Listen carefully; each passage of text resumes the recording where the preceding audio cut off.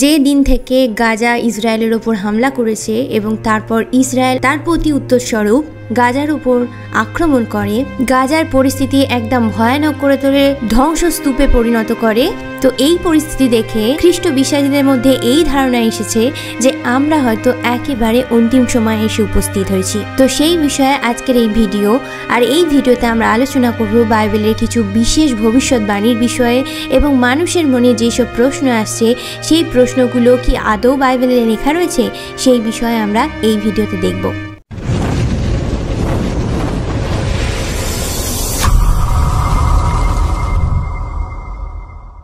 জিহিজকেল 36 অধ্যায় 1 থেকে 3 পদে লেখা আছে, আর হে মনুষ্য সন্তান, তুমি ইসরায়েলের পর্বতগণের কাছে ভাববাণী বলো।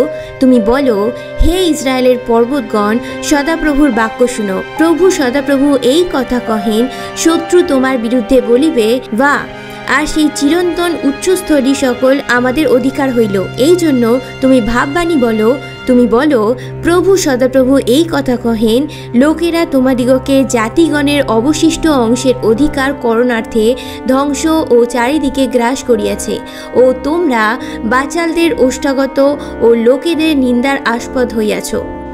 এই বাক্যে ঈশ্বর ইসরায়েলের পাহাড়দের সাথে কথা বলছেন আর ভবিষ্যৎবাণী এটা করছেন যে, হে ইসরায়েলের পাহাড়রা, লোকেরা তোমাকে অপমান করছে, নিন্দা করছে, কিন্তু আমি অন্তিম সময় কি করতে চলেছি সেই বিষয়ে জিহিজকেল ভাববাদীর দ্বারা এই বাক্যে বলেছেন। সেই বিষয়ে জিহিজকেল 36 অধ্যায় 7 থেকে 11 পদে লেখা রয়েছে। সেখানে লেখা আছে, এই জন্য প্রভু সদাপ্রভু এই কথা কহেন, আমি নিজ হস্ত তুলিয়া শপথ করিয়াছি, তোমাদের চারিদিকে যে জাতিগণ আছে তাহারাই নিশ্চয় আপনাদের অপমান বহন করিবে। কিন্তু হে ইসরায়েলের পর্বতগণ, তোমরা আপনাদের শাখা বাড়াইয়া আমার প্রজা ইসরায়েলকে আপন আপন ফল দিবে, কেননা তাহাদের আগমন সন্নিকট। কারণ দেখো, আমি তোমাদের সপক্ষ এবং আমি তোমাদের প্রতি ফিরিব, তাহাতে তোমাদিগতে চাষ ও বীজ বপন হইবে। আর আমি তোমাদের উপরে মনুষ্যদিগকে, সমস্ত ইসরায়েলের কুলকে, তাহার সকলকেই বহু সংখ্যক করিব, আর নগর সকল বসতি বিশিষ্ট হইবে এবং ধ্বংসিত স্থান সকল নির্মিত হইবে। ঈশ্বর এই বাক্যের দ্বারা খুব গুরুত্বপূর্ণ বিষয় জিহিজকেল ভাববাদীর দ্বারা অনেক আগে ইসরায়েলের পাহাড়দেরকে দিয়েছেন। এখানে লেখা আছে, লোক তোমার অপমান করবে, নিন্দা করবে, কিন্তু হে ইসরায়েলের পর্বতগণ, তোমাদের ওপর গাছ উৎপন্ন হবে, শাখা উৎপন্ন হবে, আর তার মধ্যে দিয়ে ফলও উৎপন্ন হবে, কেননা তাহাদের আগমন সন্নিকট। অর্থাৎ ঈশ্বর বলছেন যে ইসরায়েল জাতিকে আবার তোমার উপর নিয়ে এসে বসবাস করার উপযুক্ত করব। 70 দশকে যখন ইহুদিরা রোমান সাম্রাজ্যের বিরুদ্ধে বিদ্রোহ ঘোষণা করেছিল, তখন রোমান সেনারা সব ইহুদিদেরকে ইসরায়েল থেকে একেবারে বের করে দিয়েছিল। আর প্রায় 1900 বছর পর্যন্ত ইসরায়েলিরা দুনিয়ার বিভিন্ন দেশে যাযাবরের মতো ঘুরতে থাকে। একটাও ইহুদি জাতির লোক ইসরায়েলে পাওয়া যেত না সেই সময়। কিন্তু জিহিজকেল ভাববাদীর দ্বারা ঈশ্বর ইসরায়েলের পর্বতগণকে প্রতিজ্ঞা করেছিলেন, ইসরায়েল জাতিকে আবার নতুন করে ইসরায়েলের অধিকারী করব। আর এটা কারোর ভালো লাগুক আর না লাগুক তাতে কিছু যায় আসে না, কারণ এটা ঈশ্বরের প্রতিজ্ঞা যে ইহুদিরা আবার ইসরায়েলে ফিরবে, যার কারণে ঈশ্বর ইসরায়েলের পর্বতগণকে প্রতিজ্ঞা করছে ইহুদিরা ইসরায়েলে ফিরবে আর তার উপর আবার বসবাস শুরু করবে। সেখানে শাখা উৎপন্ন হবে, সেখানে চাষ হবে, বীজ বপন হবে, আবার সেখান থেকে ফল উৎপন্ন হবে। 1900 বছর ধরে যত দিন ইহুদিরা ইসরায়েলে ছিল না, পুরো ইসরায়েল দেশ মরুভূমির দশায় পৌঁছে গিয়েছিল। হিস্ট্রি বলে যে পুরো ইসরায়েল সেই সময় মরুভূমির মতন পরিস্থিতি তৈরি হয়ে গিয়েছিল। আর মশি এই বিষয়ে ভবিষ্যৎবাণী অনেক আগেই দ্বিতীয় বিবরণী পুস্তকে করে দিয়েছেন। দ্বিতীয় বিবরণ 29 অধ্যায় 22 থেকে 23 পদে এরকম লেখা আছে, আর সদাপ্রভু সেই দেশের উপরে যে সকল আঘাত ও রোগ আনিবেন, তাহা যখন ভাবি বংশ তোমাদের পরে তোমাদের সন্তানগণ এবং দূর দেশ হইতে আগত বিদেশী দেখিবে, ফলত সদাপ্রভু আপন ক্রোধে ও রোষে যে সদম, গমোরা, অদমা ও সবইম নগরে উৎপন্ন করিয়াছিলেন, তাহার মতো এই দেশের সমস্ত ভূমি গন্ধক, লবণ ও দহনে পরিপূর্ণ হইয়াছে। তাহাতে কিছুই বুনা যায় না ও তাহা ফল উৎপন্ন করে না ও তাহাতে কোনো তৃণ হয় না, এই সকল যখন দেখিবে তখন তারা বলিবে, এমনকি সকল জাতি বলিবে, সদাপ্রভু এ দেশের প্রতি কেন এমন করিলেন। অর্থাৎ এই বিষয়ে মসি অনেক আগে থেকে ইসরায়েলের বিষয়ে ভাববাণী করেছিলেন যে ঈশ্বর এই দেশের অবস্থা এমন করবে যে এই দেশকে সদম, গমোরা, অদমা ও সবইম নগরের সঙ্গে তুলনা করা হবে। আর ঠিক যেমন মসি ভবিষ্যৎবাণী করেছিলেন ঠিক তেমনই অবস্থা হয়েছিল ইসরায়েলের, যখন ইহুদিরা ইসরায়েলে ছিল না। ইসরায়েলের পাহাড়ের ওপর যেখানে প্রচুর পরিমাণে গাছ ছিল সেটা সেই সময় গন্ধ, লবণ, দহনে পরিপূর্ণ হয়েছিল। যেমন অবস্থা সদম, গমোরা, অদমা এবং সবইম নগরের প্রতি ঈশ্বর করেছিলেন। আর সেই জন্য যিহিজকেল ভাববাদী এখানে বলছে যে এই কারণের জন্য ইসরায়েলকে লোকে নিন্দা করবে, অপমান করবে, কিন্তু এমনও দিন আসবে যখন সেই ফাঁকা জায়গায় ইসরায়েলিরা, ইহুদিরা আবার নতুন করে বসতি স্থাপন করবে। আর তারপর যখন 1948 সালে ইসরায়েল রাষ্ট্র হিসেবে গণিত হলো, তারপর থেকে ইহুদিরা যখন আবার ইসরায়েলে এসে বসবাস শুরু করলো, তখন ইসরায়েলের পাহাড় আবার গাছগাছালিতে পরিপূর্ণ হলো, যেটা এখনো পর্যন্ত রয়েছে। ইসরায়েলের পাহাড় আজ বৃক্ষ, শাখা, ফল এইসবে পরিপূর্ণ। সেখানে চাষবাস হয় আর বীজ বপন হয়, যেমন করে যিহিজকেল ভাববাদী ভবিষ্যৎবাণী করেছিলেন। ঈশ্বর কেন ইসরায়েলের পাহাড়দের ওপর ভবিষ্যৎবাণী করেছিল? কারণ ইসরায়েল দেশ হলো একটা পাহাড়ি দেশ। পাহাড়ের ওপর ঘর বানিয়ে মানুষকে থাকতে হয়। সে আপনি যে স্থানেই যান না কেন, সম্পূর্ণ ইসরায়েল দেশ পাহাড়ের ওপর অবস্থিত। আর যখন ঈশ্বর কোনো কিছুর প্রতিজ্ঞা করেন, কোনো কিছুর কথা বলেন, সেটা পূর্ণ হতে কেউ রুখতে পারে না। আর আজকে যখন সারা বিশ্ব বলছে যে ইহুদিরা জোর জবরদস্তি ইসরায়েলের ওপর দখল করে বসে আছে, এতে ইহুদিদের কোনো হাত নেই। কারণ যখন ঈশ্বর নিজে এই কথাটা ডিক্লেয়ার করেছেন, অনেক আগে থাকতে ভবিষ্যৎ বক্তার দ্বারা ভবিষ্যৎবাণী দিয়ে জানিয়ে দিয়েছে যে এমন হতে চলেছে, তো এই বিষয়কে বাধা দেওয়ার ক্ষমতা কারোর নেই।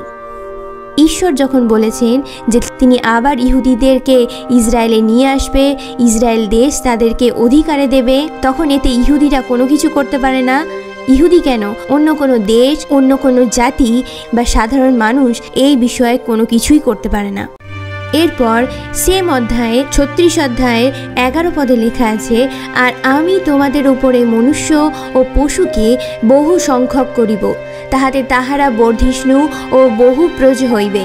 আর আমি তোমাদিগকে পূর্বকালের ন্যায় বসতি স্থান করিব এবং তোমাদের আদিম দশা অপেক্ষা অধিক মঙ্গল তোমাদিগকে দিব, তাহাতে তোমরা জানিবে যে আমি সদাপ্রভু।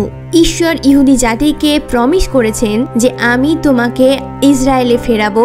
বিশ্ব ইতিহাসে এমন কখনোই হয়নি যে কোনো দেশ বা কোনো জাতি তার নিজের দেশ থেকে একেবারের জন্য বিতাড়িত হয়েছে, বন্দি দশায় গেছে, তারপর বহু বছর কেটে গেছে, আবার তারা তাদের দেশকে ফিরে পেয়েছে। কিন্তু ঈশ্বর প্রতিজ্ঞা করেছিলেন যে আমি এরকমই করব, আর সেরকমই হয়েছে।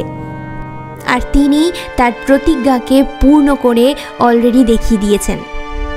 যিহিজকেল 36 অধ্যায় সেই জন্য ঈশ্বর ইসরায়েলের পর্বতগণকে প্রতিজ্ঞা করেছিলেন এবং ইহুদি জাতিকে প্রমিস করেছিলেন, আমি আবার তোমাদের দেশকে তোমাদের অধিকারে আনব এবং আবার তোমাদেরকে আগের মতন সেই স্থানে বসতি স্থাপন করব এবং তোমাদের আগের দশার থেকে এখনকার দশা আরও উন্নত হবে।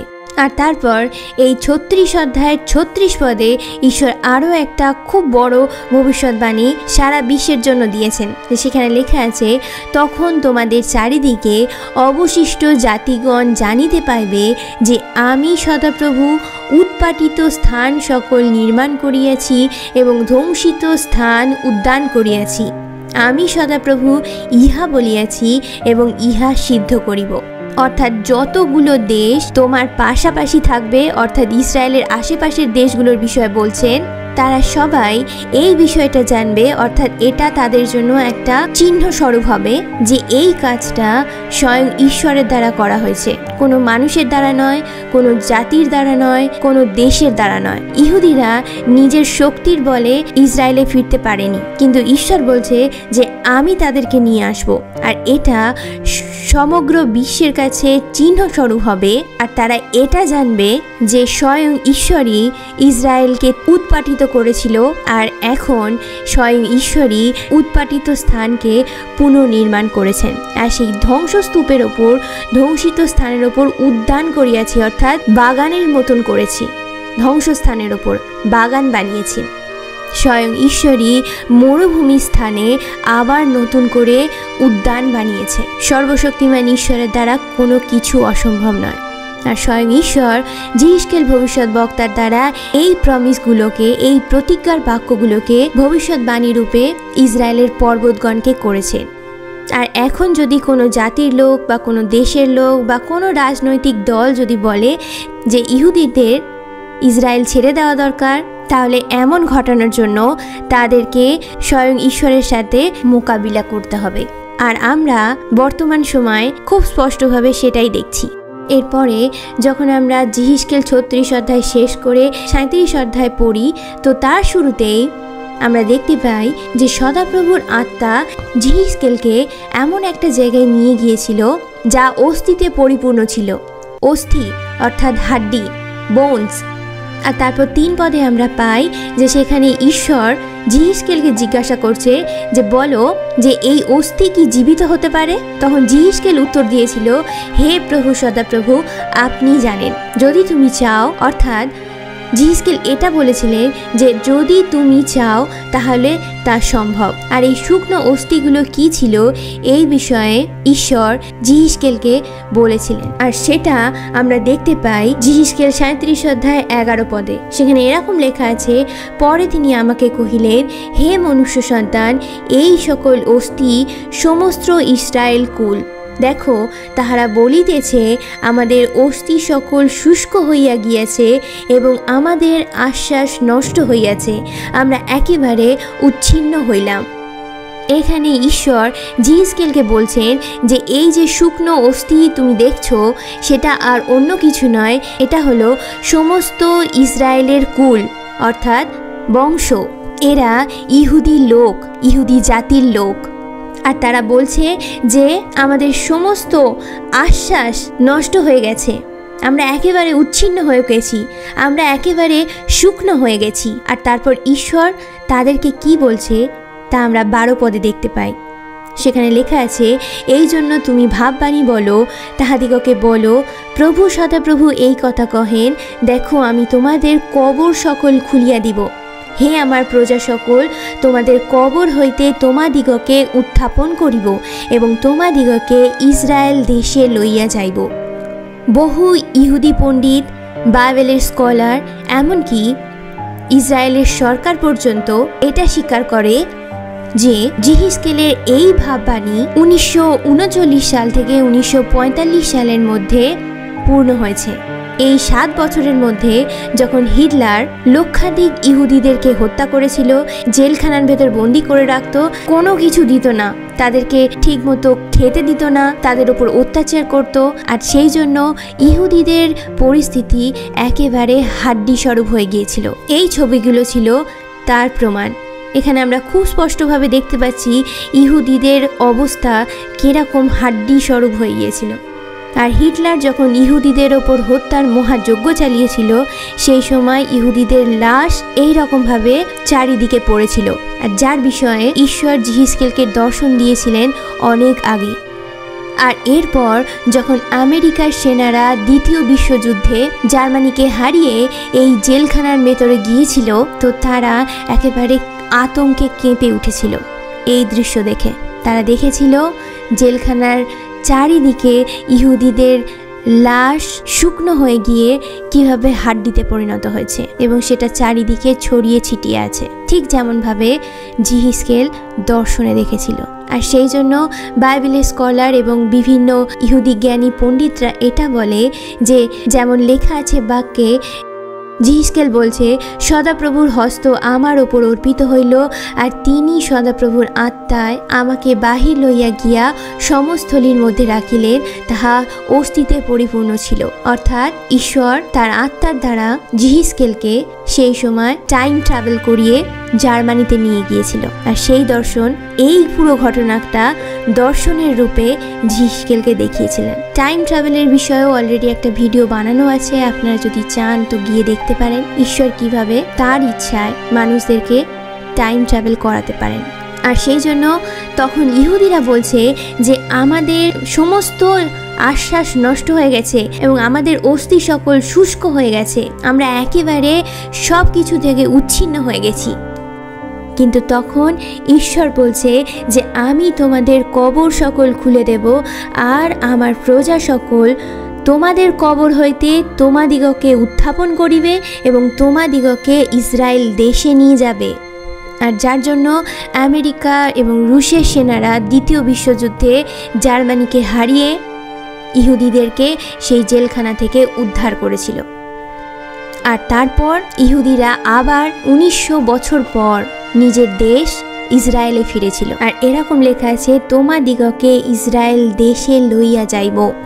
ঈশ্বরের প্রতিজ্ঞা ইহুদিদের জন্য একেবারে স্পষ্ট ছিল, আর ঈশ্বর প্রতিজ্ঞা করে ভুলে যান না, তিনি তার প্রতিজ্ঞা সর্বদা পূর্ণ করেন। আর তাই তিনি করে দেখিয়েছিলেন। আর সেটা আমরা দেখতে পাই 1948 সালে ইউএন দ্বারা সংযুক্ত রাষ্ট্র প্ল্যান অনুসারে ইহুদিরা তাদের নিজের দেশ ইসরায়েল ফিরে পেয়েছিল, যেখানে আব্রাহাম, ইসাহাক, যাকব, দাউদ, সলোমন থাকতেন। প্রথমে ঈশ্বর ইসরায়েলের পর্বতগণকে প্রতিজ্ঞা করেছিলেন, তারপর ইহুদিদেরকে প্রতিজ্ঞা করেছিলেন যে তোমাদেরকে ইসরায়েলের পর্বতগণের ওপর বসতি স্থাপনের জন্য আবার নিয়ে আসবো। আর যদি আমরা 10 পদ পড়ি, সেখানে লেখা আছে, তখন তিনি আমাকে যে আজ্ঞা দিলেন তদনুসারে আমি ভাববাণী বলিলাম, তাহাতে আত্মা তাহাদের মধ্যে প্রবেশ করিল এবং তাহারা জীবিত হইল এবং আপন আপন পায়ে ভর দিয়া দাঁড়াইল, সে অতিশয় মহতি বাহিনী। আর ইংলিশ বাইবেলে এরকম লেখা আছে, they all came to life and stood up on their feet a great army. এটা খুব গুরুত্বপূর্ণ বিষয় যে জিহিসকেল দেখেছিল যে অস্থি সকল পড়েছিল, সেটা যখন ঈশ্বর বললেন, তারপর আত্মা তাদের মধ্যে প্রবেশ করলো, তারা জীবিত হলো, তারা নিজেদের পায়ে ভর দিয়ে দাঁড়ালো, আর তারা তৈরি হলো আ গ্রেট আর্মি।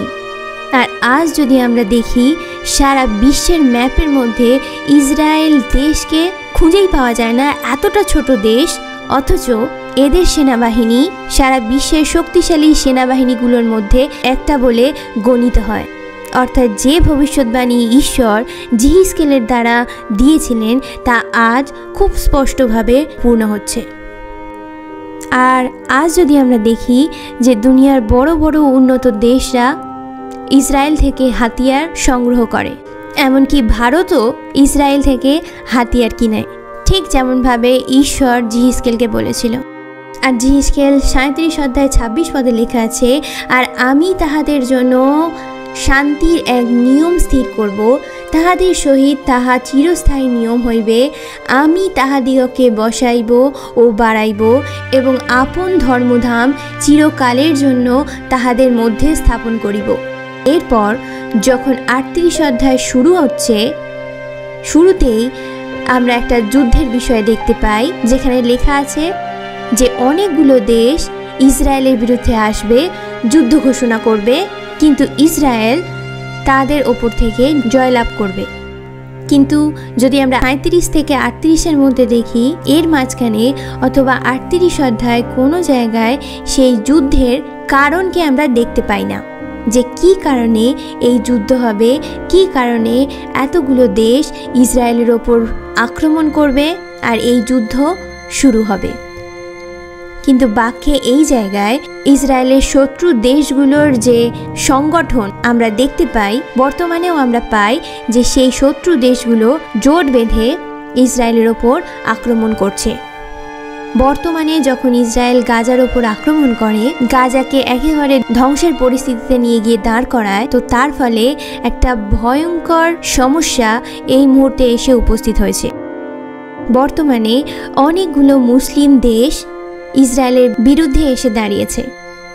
সর্বপ্রথম চীন ইসরায়েলের বিরুদ্ধে কথা বলেছে, আর এখন ইরান বলছে যে ইসরায়েল যদি গাজাতে এই রকম আক্রমণ না বন্ধ করে তাহলে ইরান ইসরায়েলের বিরুদ্ধে যুদ্ধ ঘোষণা করতে বাধ্য হবে। অন্যদিকে লেবানন থেকে ইসরায়েলের ওপর আক্রমণের প্রস্তুতি চলছে। সিরিয়ার বর্ডারে ইসরায়েলের বিরুদ্ধে আতঙ্কবাদীরা এসে জমা হচ্ছে। ইয়েমেনের আতঙ্কবাদী সংস্থারা আকাশপথে ইসরায়েলের ওপর আক্রমণ করার চেষ্টা করছে। আর অন্যদিকে মিশর, যাকে ইসরায়েলের প্রতিবেশী দেশ এবং বন্ধু দেশ হিসেবে মানা হয়, সেও ইসরায়েলের বিরুদ্ধে যুদ্ধ করার জন্য একেবারে প্রস্তুতি নিচ্ছে। আর মিশরের রাষ্ট্রপতি বলেছেন যে ইসরায়েল যদি গাজার ওপর আক্রমণ না বন্ধ করে তাহলে তারাও ইসরায়েলের ওপর আক্রমণ করবে, যার বিষয়ে জিহিজকেল 38 অধ্যায় 2 পদে লেখা আছে। এখানে বেশ কয়েকটা দেশের নাম আছে, সেগুলোর বর্তমান নাম আমরা একটু দেখে নেব। যেমন এখানে 2 অধ্যায় দেখছি যে রোশ, মেশক ও তুবালের নাম আছে, যা কিনা রাশিয়াতে অবস্থিত। আর মাগগ দেশীয় অর্থাৎ মঙ্গোলিয়া, চীন, রাশিয়া এবং কোরিয়ার কথা বলা হয়েছে এখানে। তারপর আসছে পারস্য অর্থাৎ ইরান, কুশ অর্থাৎ আফগানিস্তান এবং পাকিস্তানের এরিয়া, তারপর পুট অর্থাৎ লিবিয়া আর মিশরের কথা বলা হয়েছে, আর গোমর অর্থাৎ সিরিয়া, লেবানন এবং জর্ডন এদের কথা বলা হয়েছে। আরও একটা নাম আছে যেটা তোগর্মের কুল অর্থাৎ তুর্কির কথা বলা আছে। এরা জোট বেঁধে ইসরায়েলের ওপর আক্রমণ করবে। আর বর্তমানের যুদ্ধের পরিস্থিতিতে আমরা এই দৃশ্যকে খুব স্পষ্টভাবে দেখতে পাই। ইসরায়েল গাজার ওপর আক্রমণের পর বাক্য অনুসারে এই শত্রু দেশগুলো জোট বাঁধতে শুরু করেছে ইসরায়েলের ওপর আক্রমণ করার জন্য। তুর্কির সরকার অর্থাৎ তোমর্গের কুল, যেটাকে বাইবেলে বলছে, সেও ডিক্লেয়ার করেছে যে ইসরায়েল যদি গাজার ওপর প্যালেস্টাইনিদের ওপর আক্রমণকে বন্ধ না করে তাহলে কেউ সাথে থাকুক আর না থাকুক তারা ইসরায়েলকে আক্রমণ করবে। অন্যদিকে খবরে আমরা দেখতে পাচ্ছি যে তালিবানের আতঙ্কবাদীরা এবং পাকিস্তানের আতঙ্কবাদীরা ইরানের মধ্যে দিয়ে এসে সিরিয়াতে জমা হতে শুরু করেছে। বাইবেলে কুশের নাম অলরেডি লেখা আছে, আমরা পড়লাম, দেখলাম। মিশরও এখন তৈরি হতে শুরু করেছে ইসরায়েলের ওপর আক্রমণ করার জন্য, যেটা বাইবেলে আমরা পড়লাম। পুটের নাম, সম্পূর্ণ বর্তমানের দৃশ্য আমরা স্পষ্টভাবে বাইবেলেও দেখলাম। আর 39 অধ্যায় 6 পদে লেখা আছে, আমি মাগগের মধ্যে ও নিশ্চিন্ত উপকূল নিবাসীদের মধ্যে অগ্নি প্রেরণ করিব, তাহাতে তাহারা জানিবে যে আমি সদাপ্রভু। আর আমি আপন প্রজা ইসরায়েলের মধ্যে আপন নাম জ্ঞাত করিব, আর আমার পবিত্র নাম আর অপবিত্র হইতে দিব না, তাহাতে জাতিগণ জানিবে যে আমি সদাপ্রভু ইসরায়েলের মধ্যে পবিত্রতম। অর্থাৎ এটা হলো ঈশ্বরের প্রতিজ্ঞা যে ঈশ্বর ইসরায়েলকে জয়লাভ করাবে এবং সমগ্র বিশ্বের মধ্যে এটা দেখাবে যে তার নাম পবিত্র। আর সমগ্র বিশ্বে ঈশ্বরের নাম প্রকট হবে, কারণ ইহুদিরা যেরকমভাবে ঈশ্বরের নামকে অপবিত্র করেছে তা আর অপবিত্র থাকবে না। আর এরপর যখন আমরা 39 অধ্যায়কে পরপর আমরা পড়ি, সেখানে দেখতে পাই যে শত্রু দেশগুলো ইসরায়েলকে আক্রমণ করতে আসবে তাদের পরিণতি কি হবে এবং তারা কিভাবে ইসরায়েলের কাছে হারবে। আর এইভাবে যখন আমরা 39 অধ্যায়টা শেষ করে 40 অধ্যায় পড়ি, সেখানে আমরা দেখতে পাই নতুন মন্দিরের বিষয়ে দর্শন জিহিজকেল ভাববাদী পেয়েছিলেন, যা 48 অধ্যায় পর্যন্ত আমরা দেখতে পাই। ঈশ্বরের মন্দির যাকে রোমান সৈন্যরা ধ্বংস করেছিল সেটা পুনর্বার নির্মাণ হবে এবং সেই বিষয়ে লেখা আছে সেই 40 অধ্যায় থেকে 48 অধ্যায় পর্যন্ত। জিহিজকেল 38 অধ্যায় থেকে 39 অধ্যায় ভবিষ্যৎবাণী যখন পূর্ণ হবে তখন সারা বিশ্ব ইউএন পার্টিশন প্ল্যান যেটা করা হয়েছিল ইহুদিরা অ্যাকসেপ্ট করেছিল কিন্তু প্যালেস্টাইনরা অ্যাকসেপ্ট করেনি, সেটা বাস্তব রূপ নেবে। অর্থাৎ সেই প্ল্যান অনুসারে দুটো দেশ বানানো হবে, যাতে ইহুদিদের দেশও থাকবে, প্যালেস্টাইনরা তাদের নিজেদের দেশ পাবে, প্যালেস্টাইন রাষ্ট্র গঠন হবে এবং ইউএন পার্টিশন প্ল্যান অনুসারে যেভাবে জেরুজালেমকে ইন্টারন্যাশনাল সিটি বানানো হয়েছিল সেটাও বাস্তবে রূপ নেবে এবং জেরুজালেমের ওপর ইউএনের অধিকার স্থাপন হবে। আর ইউএনের হেডকোয়ার্টারও জেরুজালেমে বানানো হবে, যেটা 1947 সালে অলরেডি ডিসাইড হয়ে গিয়েছিল। সেরকমই ঘটবে। জেরুজালেমকে ইন্টারন্যাশনাল সিটি বানানোর পর টেম্পল মাউন্টের ওপর যে আল আকসা মসজিদ বানানো রয়েছে সেটাকেও দুভাগে ভাগ করা হবে। একটা ভাগ মুসলিম জাতিকে দিয়ে দেওয়া হবে, আরেকটা ভাগ ইহুদিদের জন্য রাখা হবে, আর একটা ভাগে ইহুদিদের মন্দির তৈরি হবে। ইসমাইল আর ইসাকের মধ্যে ভাগ হবে। শুনতে অবাক লাগলেও এটাই হবে, কারণ এরকমই বাইবেলে লেখা আছে। প্রকাশিত বাক্য 11 অধ্যায় দানিয়েলও এই বিষয়ে ভবিষ্যৎবাণী করেছে এবং পৌলও দ্বিতীয় থিসসলনিকীয় 2 অধ্যায়তে এই বিষয়ে ভবিষ্যৎবাণী করেছেন।